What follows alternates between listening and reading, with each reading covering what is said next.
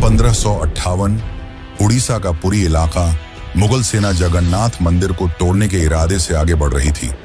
घोड़े सर पर दौड़ रहे थे, तलवारें चमक रही थीं, लेकिन जैसे ही सेना मुख्य गर्भगृह की ओर बढ़ी, एक अजीब सा तूफान उठा।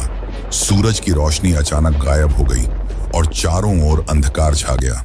फिर सैनिकों ने देखा कि मंदिर के अंदर से तेज रोशनी आ रही है और रोशनी के साथ एक भयानक और डरावनी चीज उनके पास आ रही है। यह दृश्य इतना भयानक था कि कई सैनिक वहीं पर बेहोश हो गए और जो बच गए वो ऐसे भागे मानो उनके सामने मौत खड़ी हो। अब आप सोचिए कि क्या यह सिर्फ एक ऐतिहासिक घटना थी या फिर सच में भगवान जगन्नाथ ने अपने धाम की रक्षा की।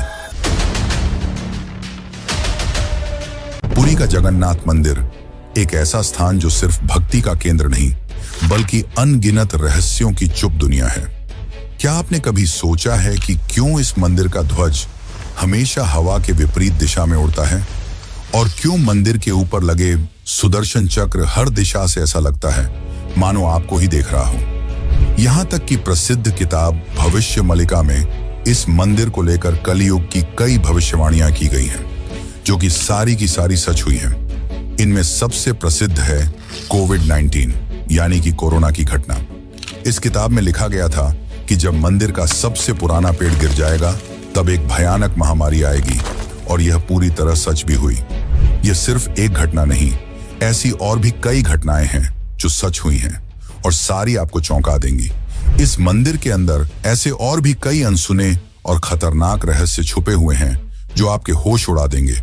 और सबसे बड़ा रहस्य है ब्रह्म पदार्थ का, यानी कि श्री कृष्ण का दिल।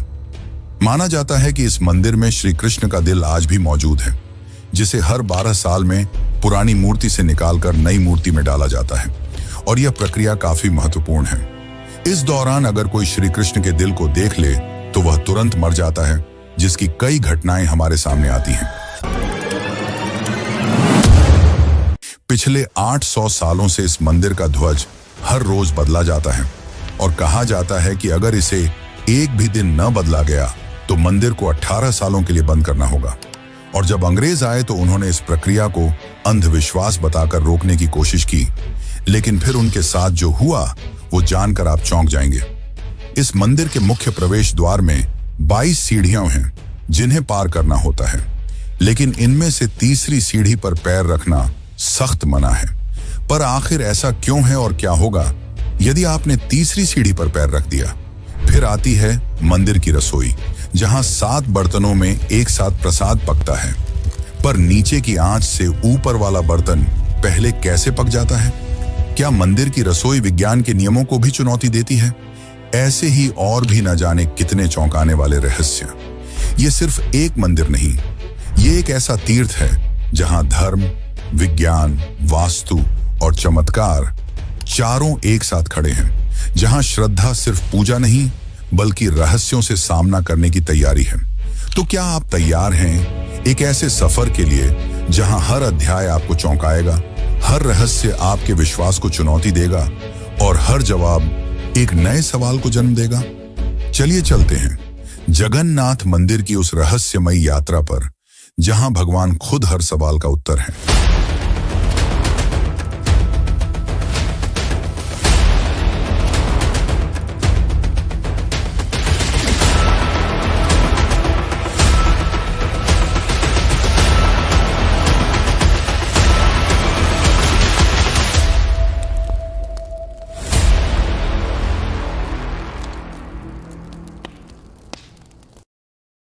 जून 2015 रात को घड़ी में 12 बजते ही पूरी शहर की बिजली काट दी गई। ये कोई साधारण बिजली कटौती नहीं थी। इस बिजली कटौती का कारण था मंदिर के गर्भगृह में चल रही विचित्र घटना। मंदिर के मुख्य पुजारी इस अंधेरी रात में अपनी आंखों पर पट्टी बांधे और हाथ में एक मोटा दस्ताना पहने हुए अपने हाथों पर एक दिव्य पदार्थ लेकर भगवान की मूर्ति की ओर बढ़ रहे थे। ये कुछ और नहीं, श्री कृष्ण का दिल था, जिसे ब्रह्म पदार्थ भी कहा जाता है। ठीक 12 साल बाद यह प्रक्रिया आज मंदिर में फिर दोहराई जा रही थी, जहां भगवान जगन्नाथ की पुरानी मूर्ति से उनके दिल को निकालकर नई मूर्ति में लगाया जाता है। ये होता है भगवान के शरीर को बदलने का, लेकिन आत्मा को यथावत रखने का अनुष्ठान। माना जाता है कि यह मंदिर दुनिया का एकमात्र मंदिर है जहां भगवान आज भी जीवित रूप में बसते हैं, और जब उनका शरीर पुराना हो जाता है तो ठीक उसी तरह नया शरीर दिया जाता है जैसे कोई आत्मा नया जन्म लेती है। कहते हैं इस ब्रह्म तत्व को आज तक किसी ने नहीं देखा, और जिसने भी देखने की कोशिश की वो जिंदा नहीं बचा। नवकलेवर की रात जब पुरानी मूर्तियों से ब्रह्म तत्व निकालकर नई मूर्तियों में डाला जाता है, पुरी में कर्फ्यू जैसा माहौल बना दिया जाता है। पूरे शहर की बिजली काट दी जाती है, मंदिर को घोर अंधेरे में बंद कर दिया जाता है। मंदिर के अंदर होते हैं सिर्फ विशुद्ध ब्राह्मण, जिनका खानदान सदियों से यही कार्य करता आया है। उनकी आंखों पर पट्टी बांधी जाती है और हाथों पर मोटे दस्ताने पहनाए जाते हैं, ताकि वे ना देख सकें और ना ही महसूस कर सकें कि ब्रह्म पदार्थ है क्या। जब यह प्रक्रिया होती है तब मंदिर की सुरक्षा सीआरपीएफ के जवान करते हैं, और किसी भी व्यक्ति का मंदिर के अंदर जाना सख्त मना होता है। जब 2015 में यह अनुष्ठान हुआ था, तब एक पांडे ने उस ब्रह्म तत्व को हाथ लगा दिया था, जिसके बाद वह तुरंत ही बेहोश हो गया, और जब आंख खुली तो वह मानसिक रूप से पूरी तरह अस्थिर हो गया था। तो सवाल उठता है, ब्रह्म तत्व आखिर है क्या? क्या यह कोई दिव्य ऊर्जा है? क्या यह सिर्फ विश्वास है, या सच में कोई ऐसा अविनाशी पदार्थ मौजूद है जो युगों से युगों तक जीवित है? माना जाता है कि यह ब्रह्म पदार्थ काफी ज्यादा शक्तिशाली है, जिससे लगातार दिव्य ऊर्जा निकलती रहती है और हमेशा हल्का सा कंपन महसूस होता रहता है। प्रसिद्ध इंडियन आर्कियोलॉजिस्ट प्रवीण मोहन के हिसाब से श्री कृष्ण सिर्फ एक इंसान नहीं बल्कि एक सुप्रीम बीइंग थे। उनके मुताबिक ब्रह्म पदार्थ, जिसे कृष्ण का दिल भी कहा जाता है, वह असल में एक आर्क रिएक्टर है, यानी कि एक ऐसा डिवाइस जो भयंकर स्तर की ऊर्जा उत्पन्न करता है। उन्होंने यह तक बताया कि क्यों जगन्नाथ की मूर्तियों को लकड़ी से बनाया जाता है। उनके अनुसार लकड़ी बिजली को कंडक्ट नहीं करती, जिस कारण वह ब्रह्म पदार्थ से निकलने वाली इलेक्ट्रोमैग्नेटिक एनर्जी को रोक लेती है। वैसे तो माना जाता है आज तक इसे किसी ने नहीं देखा है, पर आज से करीब 50 साल पहले एक व्यक्ति ने दावा किया था कि उसने इस हृदय को देखा है। उसने कहा कि हृदय चांदी की तरह तरल बह रहा था, और यही तरल लकड़ी को कमजोर कर देता है, जिस कारण हर 12 साल में मूर्तियों को बदलना पड़ता है। उस व्यक्ति ने यह तक कहा कि जब उस हृदय को प्रकाश में लाया गया तो वह चक्र की तरह घूमने लगा और जोर से कंपन करने लगा, यानी कि जब इस ब्रह्म पदार्थ को रोशनी मिलती है तो यह और भी ज्यादा सक्रिय हो जाता है, जो कि खतरनाक साबित हो सकता है। जिस कारण हर बार जब इसे पुरानी मूर्ति से नई मूर्ति में बदला जाता है तब पूरी शहर की बिजली काट दी जाती है। विज्ञान के लिए आज भी यह एक चौंकाने वाला रहस्य है जिसे कोई समझ नहीं पाया, लेकिन भक्तों के लिए यह उनके श्री कृष्ण हैं, उनका दिल है, जिस कारण हर दिन लाखों की तादाद में भक्त भगवान जगन्नाथ के दर्शन करने आते हैं। वैसे क्या आपको पता है कि जब श्री कृष्ण की मृत्यु हुई तब पांडवों ने उनके शरीर को जला दिया था, पर फिर कैसे उनका हृदय बच गया और वह पुरी तक कैसे पहुंचा? और इस भव्य मंदिर की रचना किसने की? आखिर कौन था जिसने बड़ी ही चमत्कारी तरीके से भगवान जगन्नाथ की मूर्ति बनाई? तो चलिए जानते हैं अब इस रहस्यमयी और रोचक घटना को, जो आपको इंटरनेट और किताबों में नहीं देखने को मिलेगी। लेकिन उससे पहले अगर आपको वीडियो अच्छी लग रही है तो इसे लाइक करके कमेंट में जय जगन्नाथ जरूर लिखें। आज से करीब 5000 साल पहले महाभारत युद्ध के पश्चात चारों तरफ केवल लाशें ही पड़ी थीं। लाखों पड़े शव और कौरवों के विनाश ने सबको झकझोर दिया। कौरवों की माता गांधारी ने इस विनाश का कारण श्री कृष्ण को बताया। उनके हिसाब से अगर श्री कृष्ण चाहते तो यह युद्ध होता ही नहीं, पर उन्होंने ऐसा नहीं किया, जिसके कारण क्रोधित होकर गांधारी ने कृष्ण को श्राप दिया, गिना, जिस प्रकार मेरे वंश का विनाश हुआ है ठीक उसी प्रकार तुम्हारे भी वंश का विनाश हो जाएगा।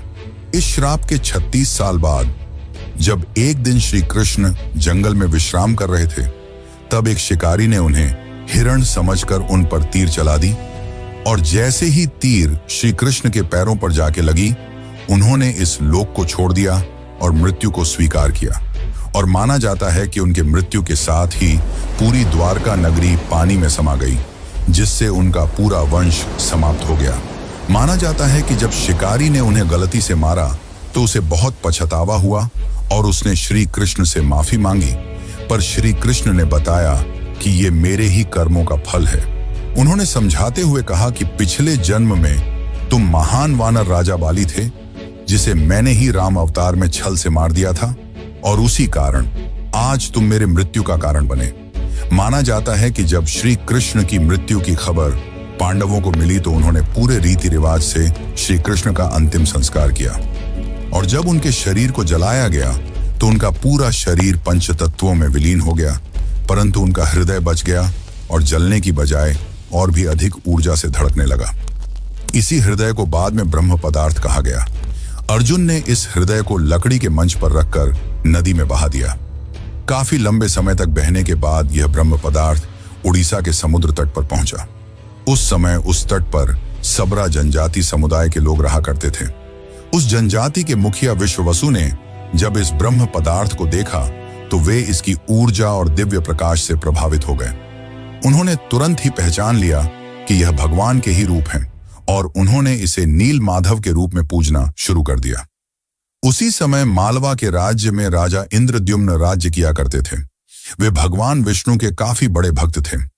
एक दिन उन्होंने नील माधव के दर्शन करने की इच्छा व्यक्त की और उन्हें ढूंढने लगे, और यही आगे चलकर जगन्नाथ के निर्माण की आधारशिला बनी। जैसा कि मैंने बताया, राजा इंद्रद्युम्न विष्णु के परम भक्त थे, और एक रात स्वयं भगवान विष्णु उनके सपने में आए और उन्हें कहा कि वे उनकी दिव्य मूर्ति नील माधव को ढूंढें और उनके लिए एक भव्य मंदिर का निर्माण करें। श्री हरि विष्णु ने उन्हें यह भी बताया कि यह ब्रह्म पदार्थ उन्हें नीलांचल पर्वत में मिलेगा, जिसके पश्चात राजा ने अपने ब्राह्मण पुजारी विद्यापति को आदेश दिया कि वह इस मूर्ति को ढूंढ निकाले। विद्यापति कई दिनों तक नीलांचल पर्वत के अलग हिस्सों में इसकी तलाश करते रहे, और तब जाकर अंत में उन्हें पता चला कि इस मूर्ति को आदिवासी मुखिया विश्ववसु ने एक गुफा में छुपा कर रखा है, और वे दिव्य रूप से उसकी पूजा करते हैं। जब विद्यापति ने इसके दर्शन करने की अनुमति मांगी, तब विश्ववसु ने यह कहकर मना कर दिया कि यह उनके जाति का निजी मामला है। जिसके बाद विद्यापति ने चालाकी दिखाई और विश्ववसु की पुत्री ललिता से विवाह कर लिया। अब विद्यापति ने ललिता की मदद से विश्ववसु को मनाया और वे उस गुफा की ओर चल पड़े। जैसे ही विद्यापति ने उस नील माधव की मूर्ति को देखा, वे उसकी ऊर्जा से काफी ज्यादा प्रभावित हुए, और उन्होंने तुरंत ही यह बात राजा इंद्रद्युम्न को बताई। लेकिन जब राजा इंद्रद्युम्न वहां पहुंचे, तब तक विश्ववसु ने वह मूर्ति वहां से हटा दी थी, जिससे राजा काफी उदास हो गए और अपने महल लौट आए। इसके बाद फिर से रात में भगवान विष्णु उनके सपने में आए और कहा कि पुरी के तट पर एक बड़ा नीम का पेड़ बहकर आएगा, तुम उस पेड़ से मेरी नई मूर्ति बनाना। वह पेड़ काफी बड़ा था, जिसे उठाना आसान नहीं था। आखिर में जैसे तैसे वे पेड़ को महल तक ला पाए, लेकिन अब सवाल यह था कि इनसे भगवान की मूर्ति कौन बनाएगा। बहुत से कारीगरों ने इस पेड़ से मूर्ति बनाने की कोशिश की, लेकिन सब असफल रहे।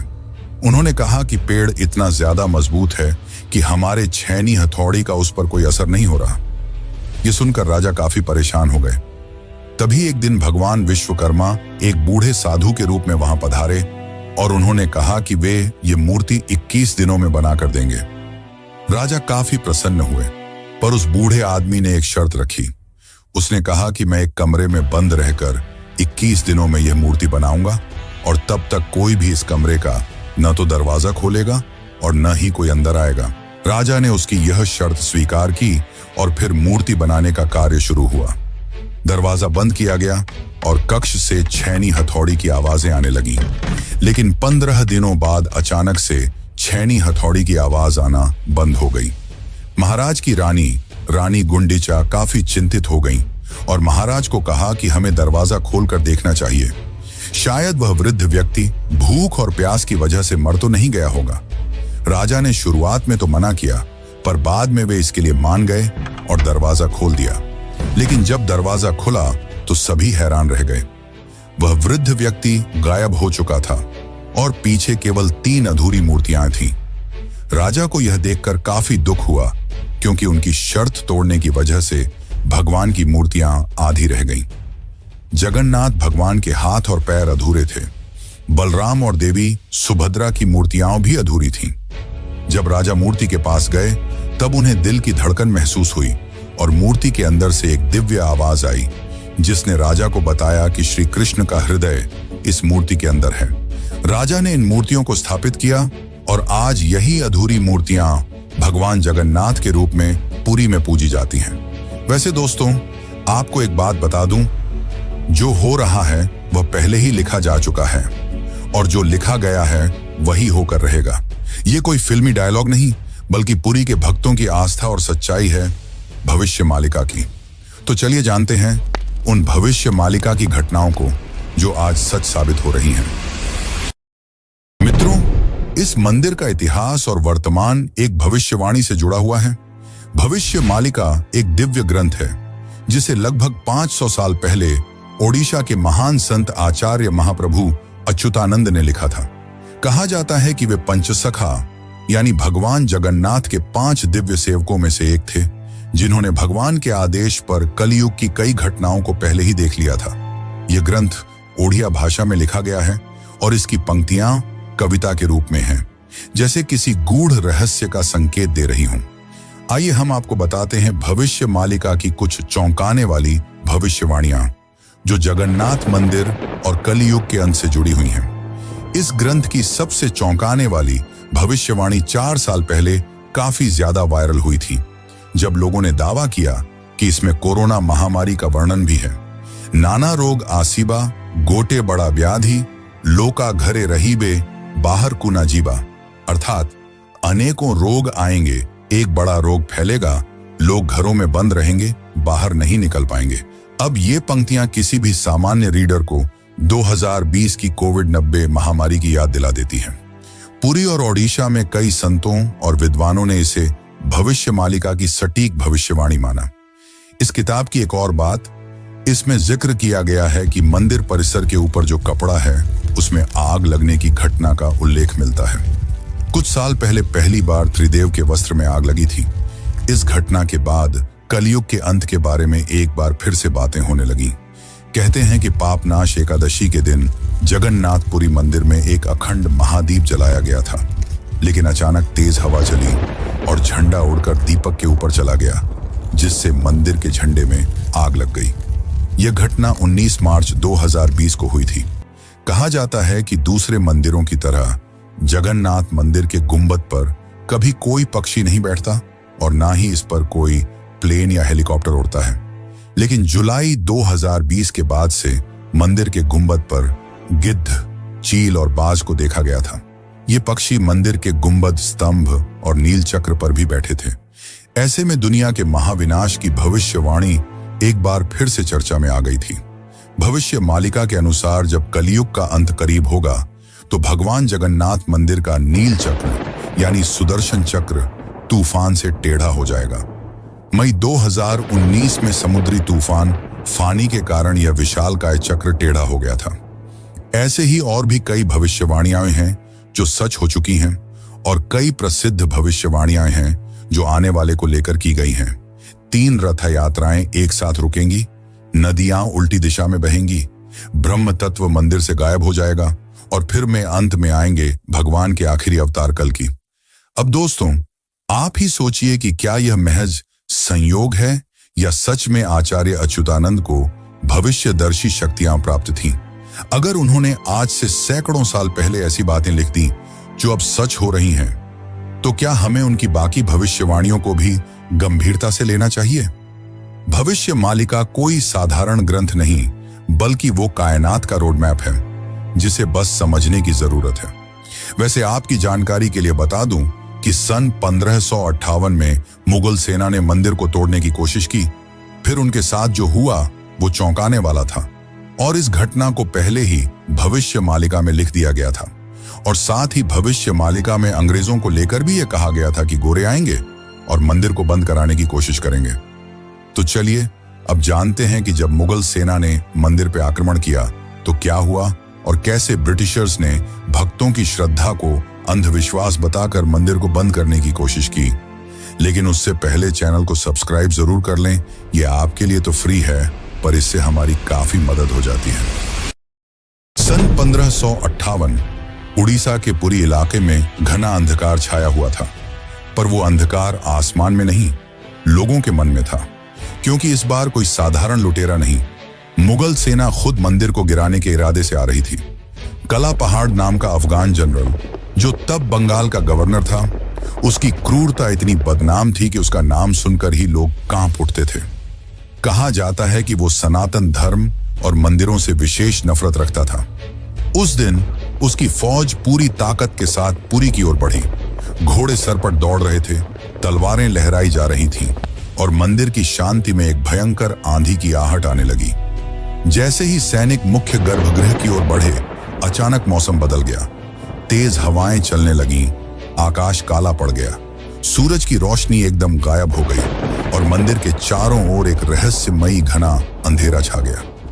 मंदिर के भीतर से एक चमकती हुई रोशनी निकली, जो किसी इंसान की नहीं थी। ये रोशनी जैसे ही बाहर आई, पूरा मैदान एकाएक शांत हो गया। सैनिकों में अफरा तफरी मच गई, कुछ बेहोश हो गए, कुछ उल्टा भागने लगे।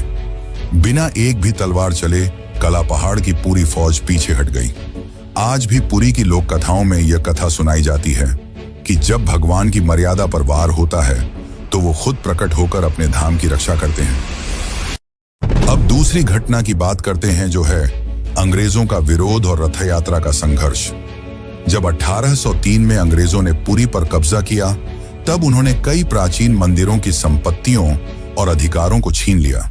लेकिन पुरी का श्री जगन्नाथ मंदिर एक ऐसा स्थान बना जहां जनता ने कभी भी नियंत्रण नहीं छोड़ा। ब्रिटिश अधिकारियों को मंदिर की अलौकिक घटनाएं और भक्तों की श्रद्धा समझ नहीं आती थी, इसीलिए उन्होंने इन्हें सुपरस्टिशन कहकर मजाक बनाना शुरू कर दिया। सन 1805 में ब्रिटिश कलेक्टर मिस्टर हंटर ने पुरी मंदिर के रिचुअल्स को इरेशनल और बारबैरिक कहा। बात तब और बिगड़ी जब सन 166 में ब्रिटिश प्रशासन ने पुरी की रथ यात्रा को बंद करवाने की साजिश रची। उन्होंने यह तर्क दिया कि रथ यात्रा के दौरान भीड़ अनियंत्रित हो जाती है और यह प्रशासनिक खतरा है। पर यह फैसला पूरे उड़ीसा में जन आंदोलन का कारण बन गया। लाखों लोग सड़कों पर उतर आए, मठों, आचार्यों और गांवों ने खुलकर विरोध किया। रथ यात्रा का रथ निर्माण कार्य लोगों ने खुद शुरू कर दिया, यह कहते हुए कि अगर भगवान नहीं चलेंगे तो हम भी नहीं चलेंगे।